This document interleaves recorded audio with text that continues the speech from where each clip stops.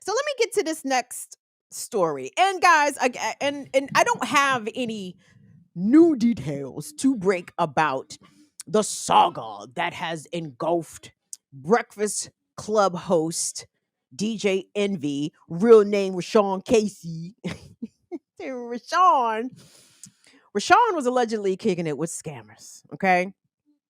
And the funny thing is, he has been getting a lot of heat, a lot of pushback, justifiably. It doesn't sound as though he's coming up with good answers. In case y'all don't know what I'm talking about, DJ Envy was partnered with a real estate mogul, let me put that in quotations, by the name of Cesar Pena, who had been making regular appearances on the Breakfast Club's syndicated morning show, which is based out of Power 105 in New York City, iHeartRadio. And so Cesar Pena, along with DJ Envy's push and endorsement, was able to have access to Envy's millions of listeners. And it turns out that lots of those listeners ended up coming up off of their pockets.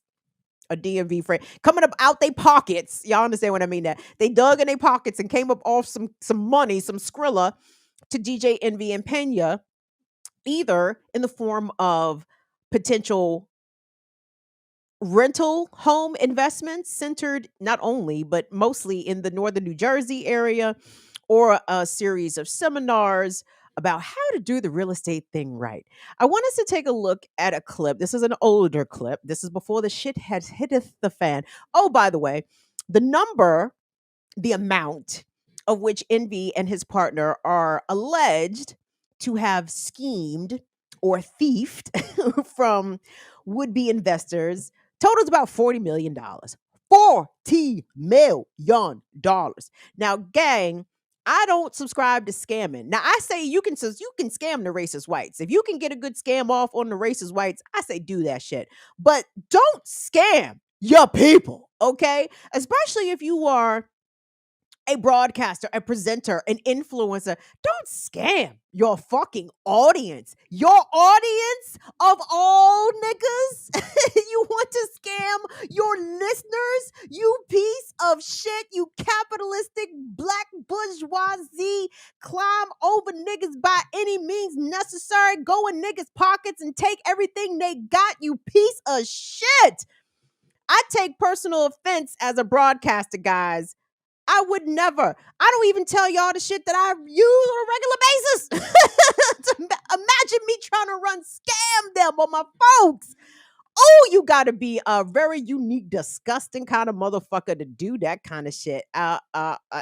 Anyway. So this clip that we're about to see is an older clip. And trust me, all of these clips from DJ Envy are floating around the internet, because them shits are sounding real funny with the hindsight being 2020. Motherfuckers are listening to these clips is like, yo.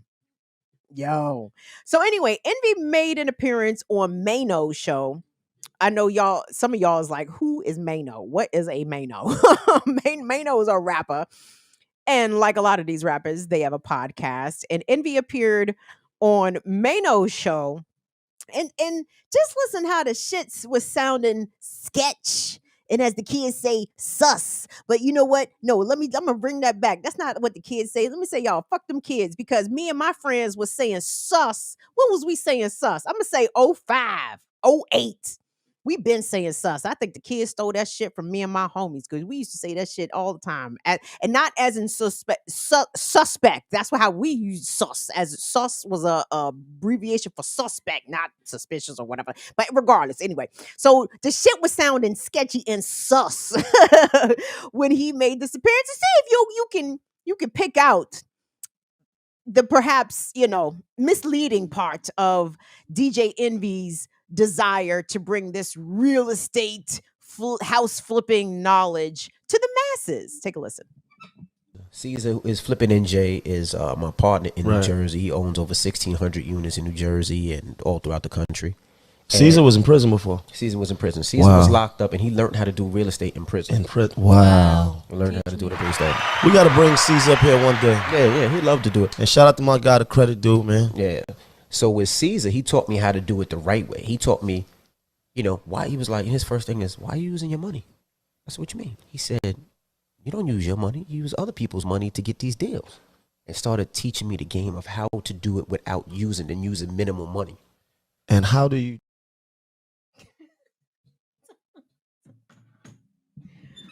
Where you gonna use other people money from, Envy, huh? Was you asking your wealthy co-workers? Well, I don't know how wealthy, but little rich, or were you asking the people coming through this? Wait, that was the rest of the clip? Because I thought the rest of the clip, Will, where he was talking about he brought the shit to Desert Storm. He brought the shit to Button and Clue, and them niggas said no. That was the end of the clip for real. Yeah. I think that was on a different show too. Okay. When he brought it to Joe and all them. Yeah. Well, regardless, so he did say Envy admitted that he took it to some of his well-known colleagues with names and careers out here, and everybody told his ass no, because that shit sounded like a Ponzi scheme, if I'm not mistaken, right? But I want y'all to listen to this other clip that I found, because I can't necessarily put it on exclusively Black and brown people that get scammed, right? I think crypto was a scam. It seems that crypto took a lot of people's money from across the racial lines, and most, I think it was mostly men though who bought into that. But crypto took a lot of people's money. I think disproportionately it took Black and brown man's money. And what else? What was I about to say about the scam? Oh, but Americans across the board love getting scammed. Like everybody listen from around the world, but everybody from around the world already know this, right? Like Americans love to be parted with their money. Love it. Okay, you can get an American to send you money. A lot of instances, and the shit don't even have to be a good story. Like Americans, for some reason, unwittingly or sometimes wittingly, just want to mindlessly redistribute their wealth to the scammers from around the world, right? And sometimes the scammers are right here stateside. But what I want for people to try to learn specifically from this Envy story, and I'm gonna get into the whole issue surrounding people trying to sell the dream to economically disenfranchised people about prosperity and generational wealth. Like what our people lack is a sense of discernment. Okay, y'all, if the shit don't make sense, it's probably not true. And we have a tendency to think, we as poor people, especially brown and Black marginalized folks, we think that when motherfuckers start talking that financial game or that real estate game, we think that we're just too ignorant to understand. Like we don't have, let's say, the familial context. Well, nobody in my family knows anything about finance or investing or real estate. So, maybe DJ Envy know what the fuck he talking about. and the answer is no. The answer is no. But y'all tell me in the chat who this sister is in this upcoming clip. I don't even know who this chick is, because you're going to show you how in touch I am with the culture. But this chick who appeared on the Breakfast Club, because everybody apparently has been aware that Envy has been in this house flipping business for some time now. So a number of guests would come through the Breakfast Club and ask him about it directly. So this next clip, and maybe Will, if you know who this is, you come on here and tell me who it is after you play it. But watch the way this sister innocently but directly and with a lot of common fucking sense ask this nigga, what? You doing what? How? What? Take a listen, y'all. Check it out. I adore you. I wanna get a house from you. Shit, I don't see houses. But what if you flipping something? Ain't it houses? What the fuck you doing? Every time I see you doing something, you flipping a house in New Jersey or some shit like that. No, I'm not a realtor. Houses. I buy houses, I fix them, and I rent them out. I'm not a realtor. I'm trying to encourage people to buy homes and to create generational wealth. You should become a realtor. Okay, but I'm trying to figure out, because then you got the home and you try to make money off the home, and you making money off the home. Yes, ma'am. So you selling the homes. I'm selling rooms or apartments. I'm keeping it. SROs. Yeah, I'm keeping it. So you the slumlord. I'm you got 4 families worth of niggas living under one roof? my God! Did the government know? I'm trying to Everything that you've encourage done- people to buy homes and to invest in themselves so they can always have property instead of continue to rent. by investing in you and putting money in No. your pocket. Let's not act like you not making money. I'm just to the point I was making is you making money, right? I'm do it the right way without getting got. But they got to get got by you before they don't get got. Y'all, I'm telling you, people who are in status positions of high visibility or high net value, net dollar worth or whatever, we cannot make the the false assumption that these people are somehow smart. No. No. The reason why people should not have invested with DJ Envy is because this nigga's a DJ.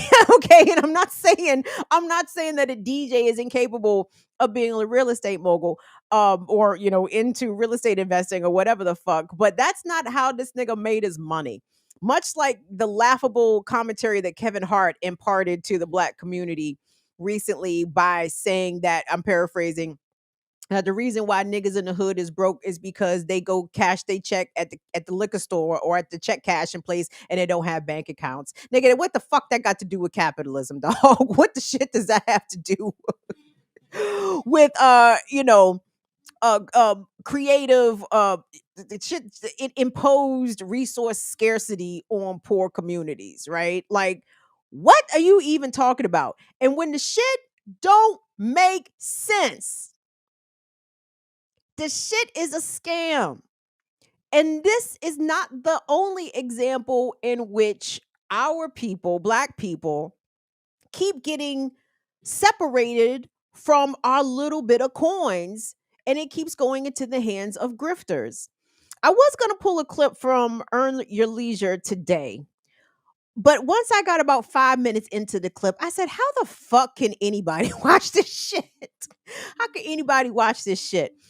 And what was them EYL, the bad ones, not the good ones on BPM, right? What was the Earn Your Leisure niggas talking about when I went to their page?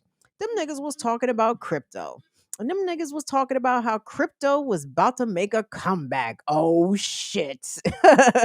Y'all wait till y'all wait till Sam Bankman-Fried get his legal situation straight. Bitcoin on the way back up. Ethereum on the way back up. Shiba coin. These niggas was popping some shit. I'm like, oh my God.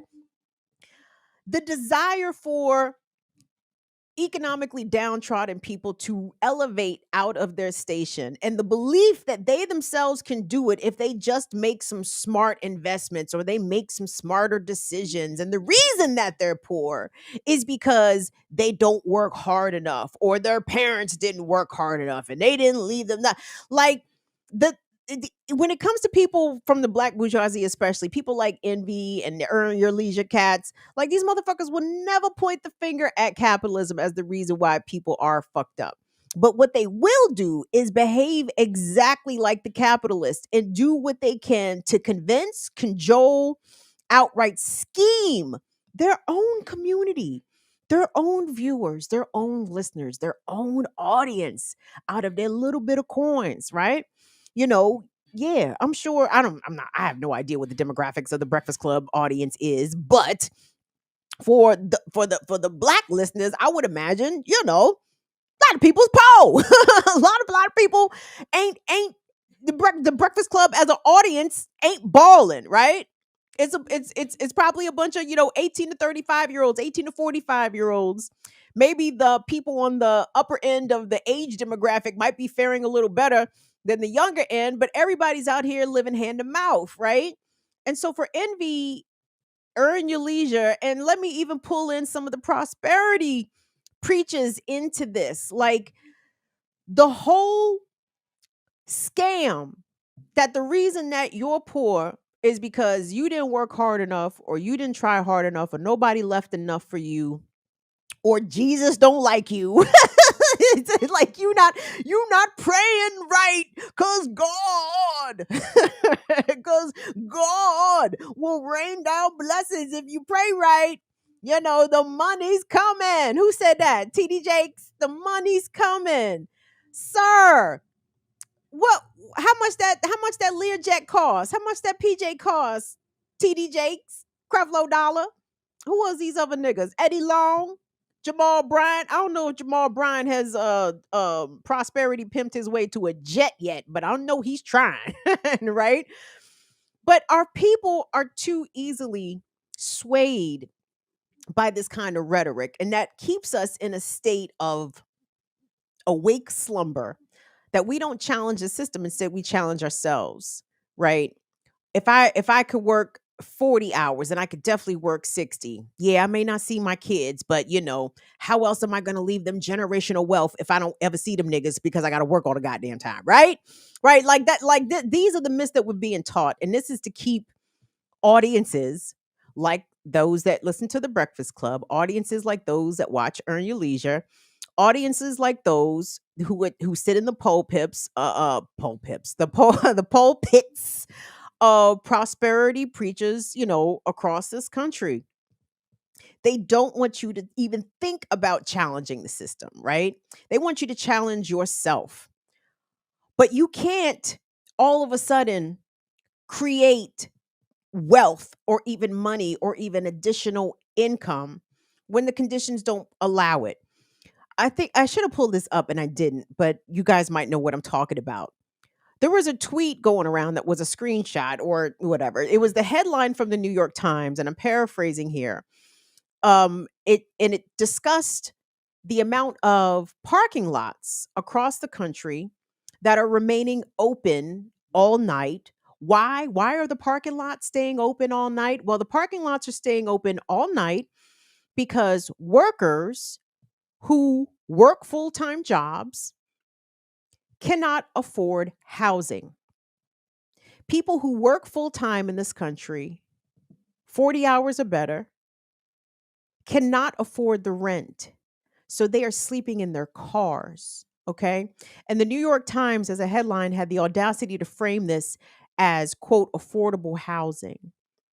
But it's not affordable housing. These people are houseless, they are homeless. Your car is not affordable housing. Your car is a car. Your car is a vehicle. Your car is a mode of transportation.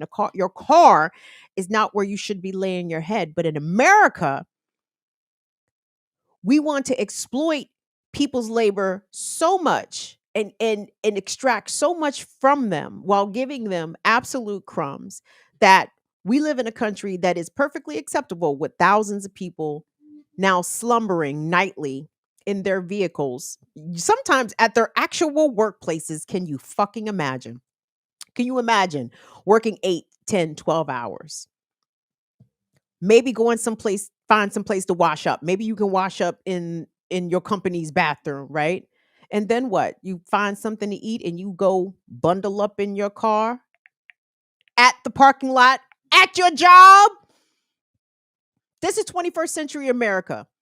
You are not going to be able to Bitcoin your way out of this shit. You are not going to be able to house flip your way out of this shit because there are bloodsuckers and vultures like DJ Envy and Earn Your Leisure and Reverend Deacon so-and-so who can't wait to separate you from your little bit of money. And they don't care if you're homeless. They don't care if they rent the same house or flip the same house 2 and 3 times and keep stacking that money. Like this devotion for non-white folks especially, but black, brown people, yeah, this devotion to capitalism in excess is just so disgusting. Like DJ Envy, I don't know what he makes from iHeartRadio, and I'm not pocket watching, as it were, but I would just assume that he has a salary of probably between 250,000 and 2 million, right? I think it could be that great of a range because maybe even more. Maybe he makes more than $2 million. Or even let's say if it's on the low end, $250,000. I don't know what 250K is going in New York. You may not be able to buy all the chains and shit, but you probably would be able to live in Manhattan off 250,000 annual salary. But my point is, whatever he makes is a good salary. And not to say that people shouldn't hustle. You shouldn't hustle up some, but do your outside hustle all you want. Make your appearances, host your events, do all of that. Don't scam your audience. Why are you so greedy? Why are you so devoted to capitalism that you would even use capitalism on your own audience? Like you would literally take from the people that help to put you in the position that you're in. the bloodsuckers, the vampires. And there's a lot of people in our community that are willing to exploit us in that way. And I need and again, it ranges from the likes of DJ Envy to a Creflo Dollar, right? But what I think we need to be doing is not letting our people fall for the okey doke. And I know y'all be like, Kim, people gonna do what they want to do, whatever. The problem is a lot of these narratives don't get any pushback until the shit hits the fan, right? Like, whoever that sister was in the clip. Will, did anybody identify who that sister was in that second Breakfast Club clip? Because my sis was hitting the fucking marks, whether or not she intended to or whether or not she even knew she was doing that. Like, my sister was asking the goddamn questions, and that nigga didn't have no fucking answers. Will, you know who that was? Hold on, I'm looking. I forgot who said it. Give me a second. All right. Well, my point is, y'all,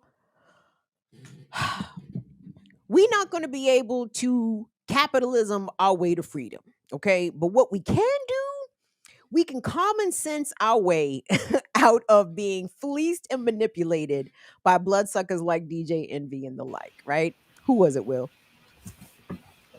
Yamanika Saunders. She's a comedian. A queen. I'm about to follow her ass. Did you Black hear? Magic says she's from Baltimore. Is she from?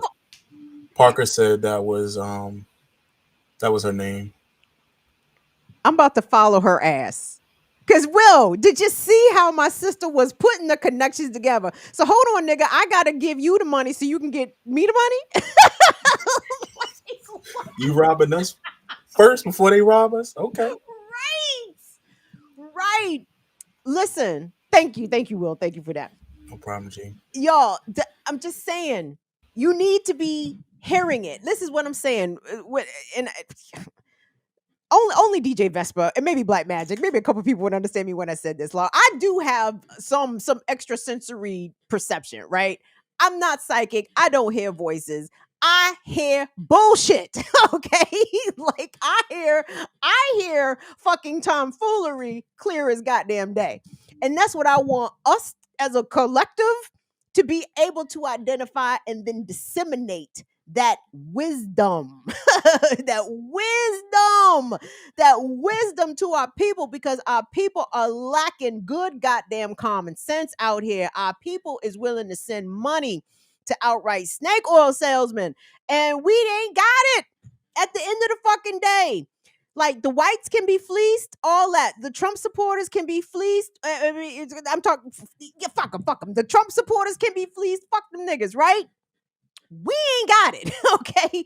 We ain't got room to get fleeced, okay? Because we will be homeless, sleeping at our cars at our fucking job for giving some goddamn money to DJ Envy, Cesar Pena, and the fucking Reverend. You understand what I'm saying? Because you gotta tithe. You gotta tithe your way to prosperity. God needs your 10%, even though God don't need no money for Jesus anyway. Anyway, y'all. Common sense, don't fall for the flim flam, and don't be afraid to call out scammers, grifters, misleaders, the black celebrity grifter class. Like, don't be afraid to call them people out and call them people clowns to all your friends and family who follow these motherfuckers on Instagram who say that, oh no, Envy got a good plan for the flip. No, nigga. He doesn't. He does not have a good plan. Envy got a good plan for himself.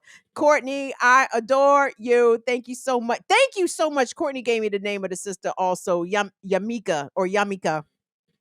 She's getting a follow. And I don't even know how old that clip was. I assume that it's old, but goddamn, she pulled that nigga's card every 10 seconds. She was pulling that nigga's card, and she wasn't even trying to. She wasn't even trying to make the nigga look bad. But that's my point. We need to be able to recognize examples of even mild confrontation about people's plans and schemes or whatever, and be ready to call that shit out for what it is: utter bullshit and nonsense.